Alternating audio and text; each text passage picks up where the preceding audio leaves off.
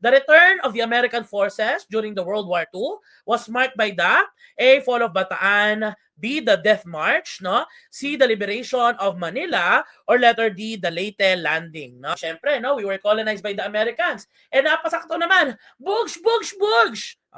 Ano yan? Naganap ang digmaang pandaigdig, ang World War, no? Siyempre, pumasok sa eksena ang mga Japanese. Anong sabi ng mga Amerikano? We shall return. I shall return, no? Sabi ni MacArthur, di ba? And eventually, bumalik naman talaga sila, no?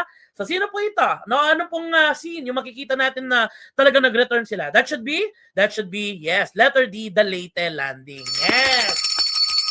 No? And yes, mga kababayan, siya po ang naging central figure nitong walking ashore na scene, no? Dito po sa May Leyte. This is General Douglas MacArthur. Siya po, no, ang nagbanggit, no? Siya po ang nagbanggit sa mga Pilipino noon na siya po ang nangako ng I shall return. At para lang po sa kaalaman nating lahat, siya din po kasi ang Supreme Commander, no, ng Allied Forces noong mga panahong 'yon, no? At tinutuon naman po, tinutuon